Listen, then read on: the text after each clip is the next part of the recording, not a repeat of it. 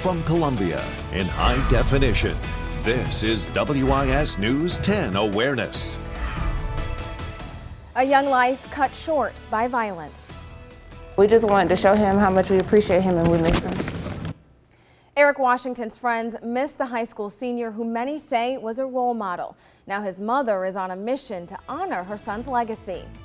But first, mentoring and uplifting young people. How Concerned Black Men of Columbia is trying to make a change. And later, Mothers of Black Boys, the organization dedicated to the holistic advancement of young boys. Thank you for joining us for Awareness. I'm your host, Megan Norman. 17-year-old Eric Washington was shot and killed on Sunday, March 15th. The C.A. Johnson High School senior was set to graduate in May.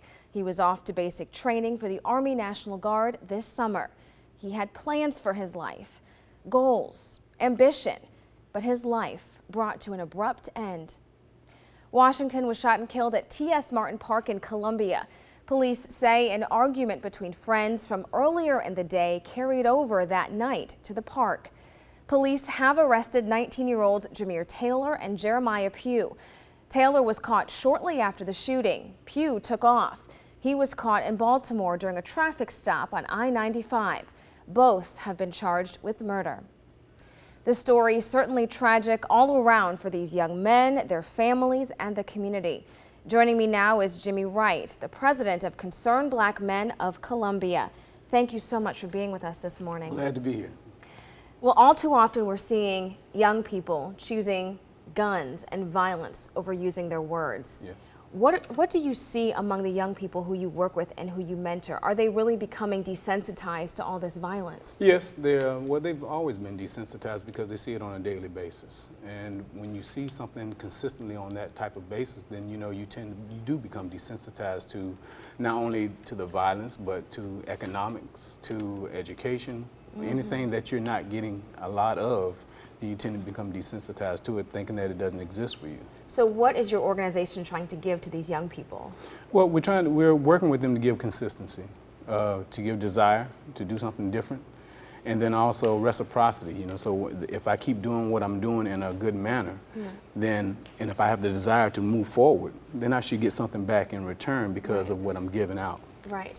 But you're encouraging them to act in a positive way, because there certainly are ways they can act and have the reciprocity, but showing them the positive potential they have. Yes, well, and we do that by role modeling. You know, in order for kids to understand what that looks like, you have to be able to show it to them.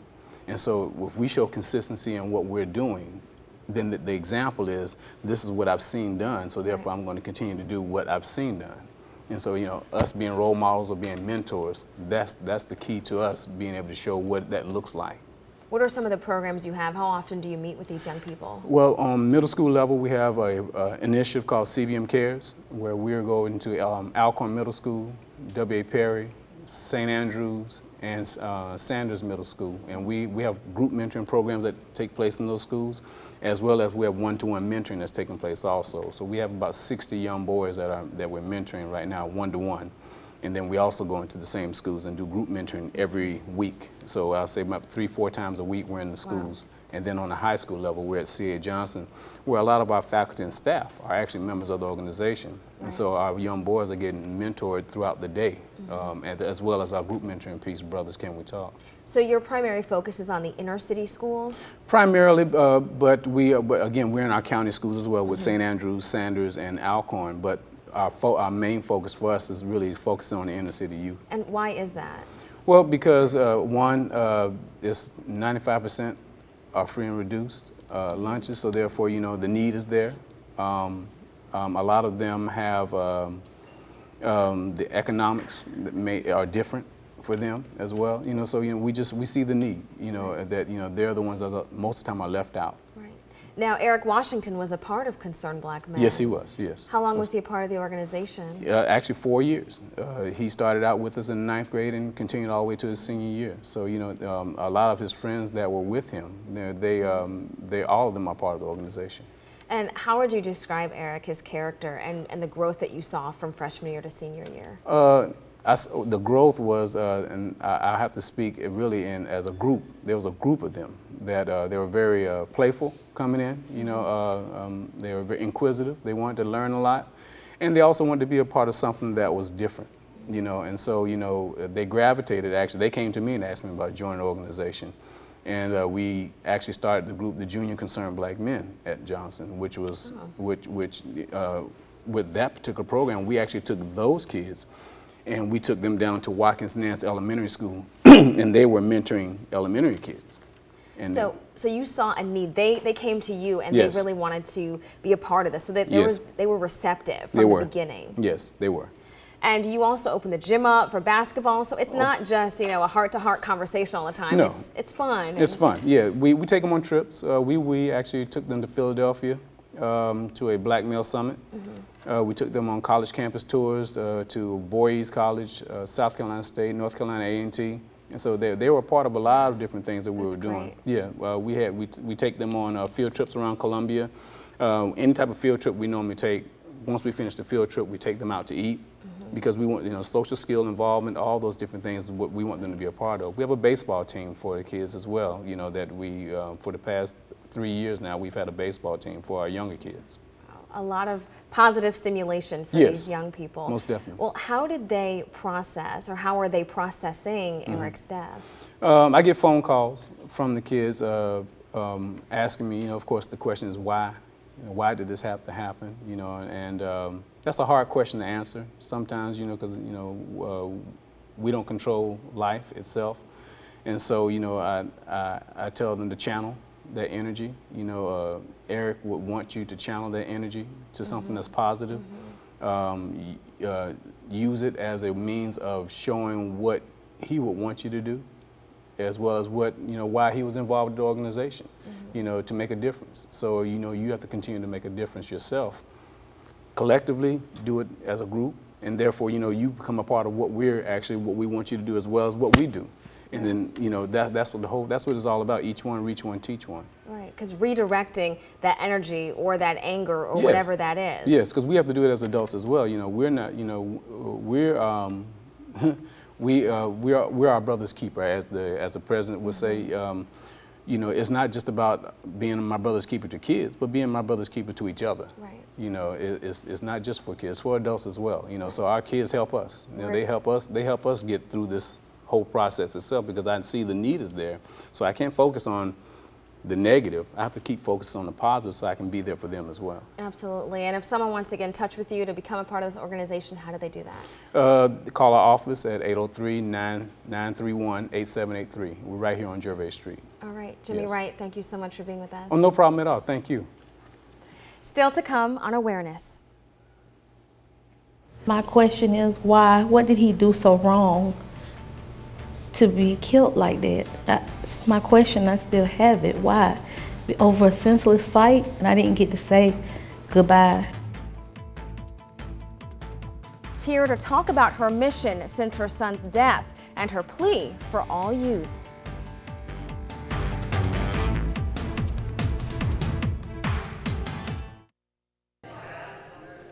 Weeping endured for a night,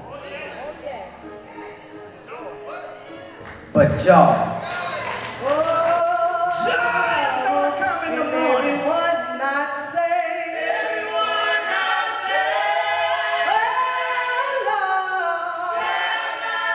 everyone not saved. Eric was always energetic, playful, real playful, always silly, laughing, joking. You couldn't ask for a better child.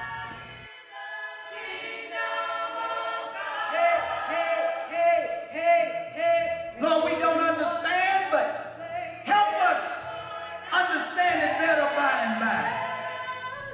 I would never want another mother to feel my pain. He had a lot of heart, determination, perseverance, high self-esteem. He was respected by his peers, his teachers.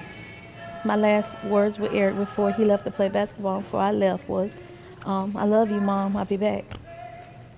And that's what I have to live with now.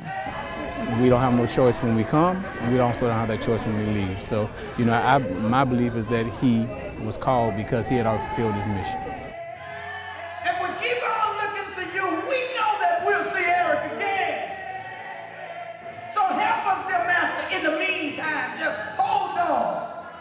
just because someone felt the need to take his life, it's not going to stop me from fighting for him, and I'm going to still stand strong. No weapon formed against shall prosper.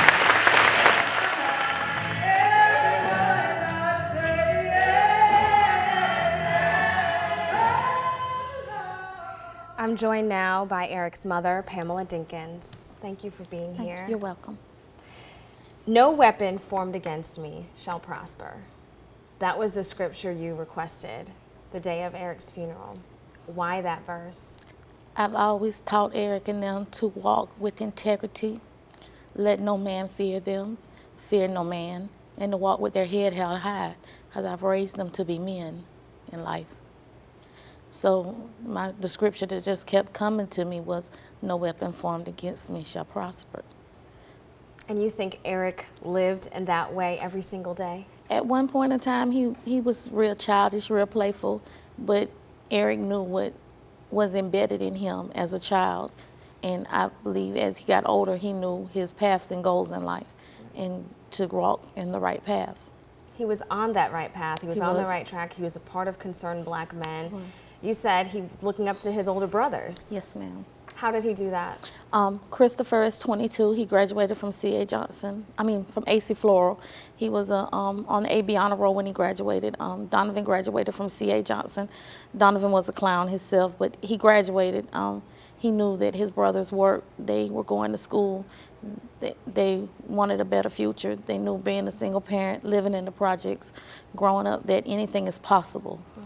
And so Eric believed that, and he was working toward better for himself. Yes, ma'am. What was his routine like on the weekends? On Saturdays, if they didn't have baseball practice, they were doing something with the baseball team.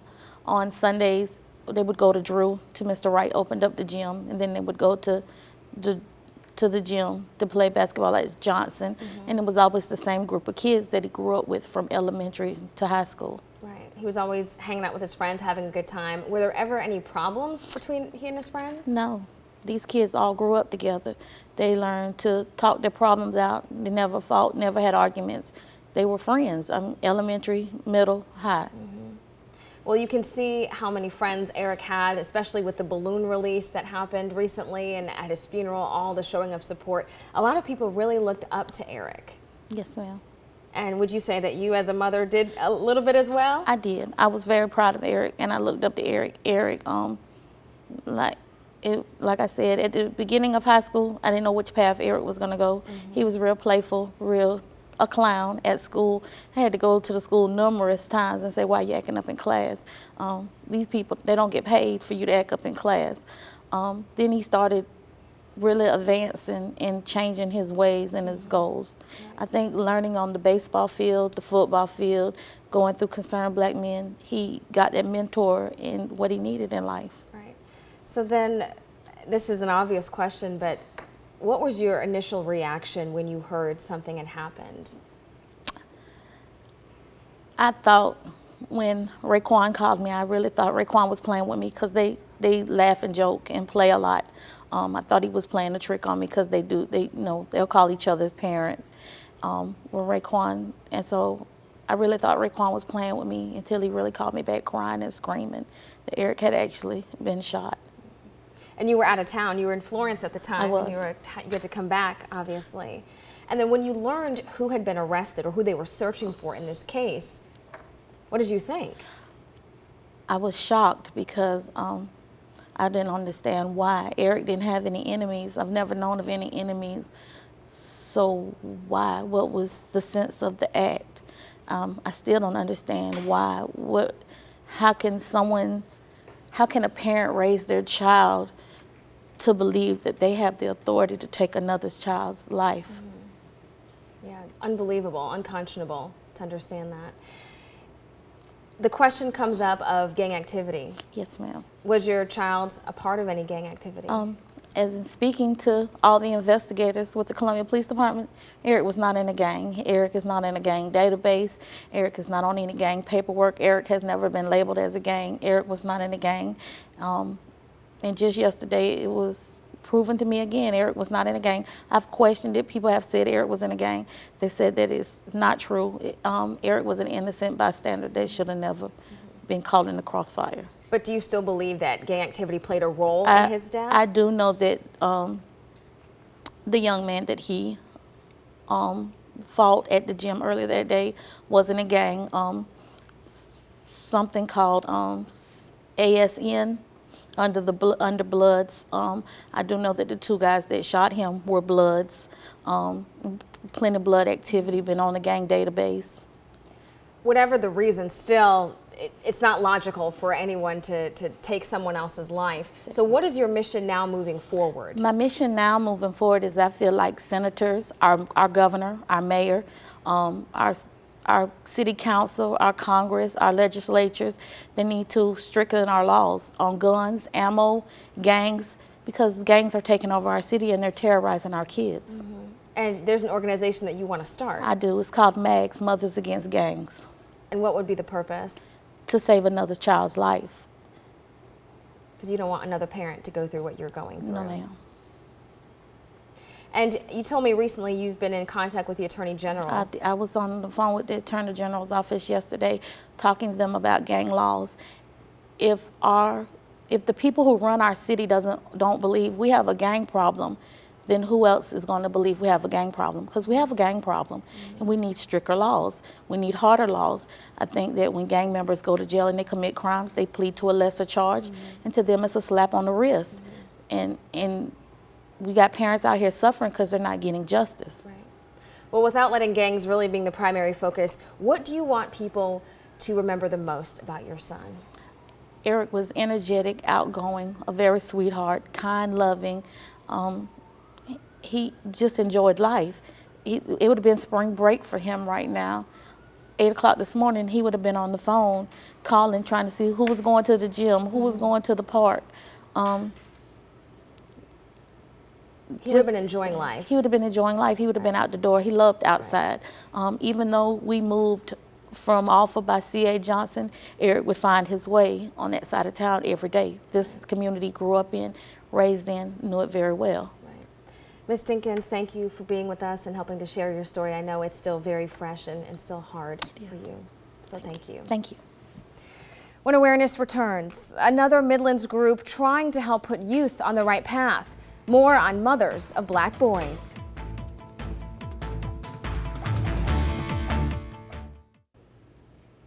Welcome back to Awareness. Helping young black males succeed by closing the achievement gap.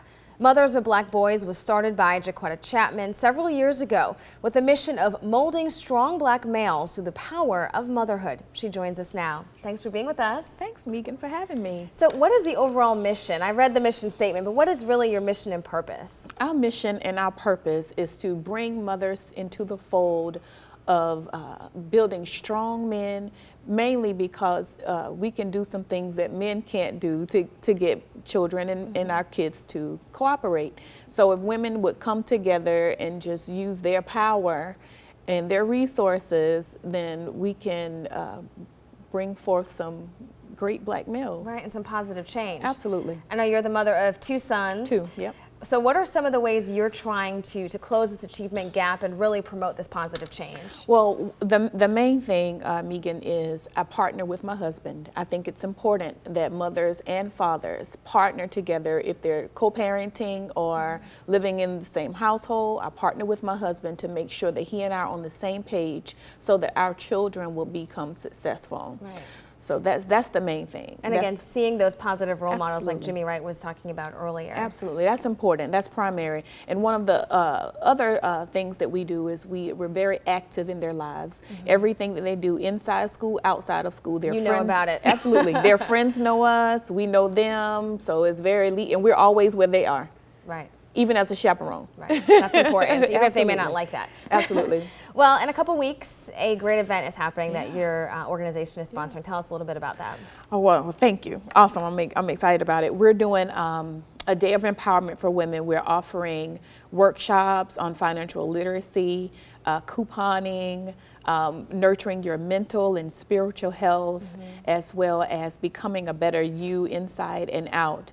And the focus of the event is our guest speaker, who is Phaedra Parks from Real Housewives of Atlanta. She's our keynote speaker for our luncheon. So the day will start with workshops, and then we'll take a vendor reception and allow our guests to partake in those activities, and start back with a luncheon where we'll recognize 10 women in the state of South Carolina for doing phenomenal work in their communities. And these are women across the state. Across the state. I mean, and the interesting thing is, a lot of times here in South Carolina, we have wonderful women doing great things, but we just don't necessarily, recognize them, excuse me, for their work. So I thought this would be a great opportunity for us to just, give back to some of these women and say, we appreciate you. Thank you for leading the way. Right, they're all very deserving. Absolutely. Well, thanks for being with us, and we have all the contact information on our Facebook page if you want to be a part of this summit and this great event. We'll be right back with a final thought.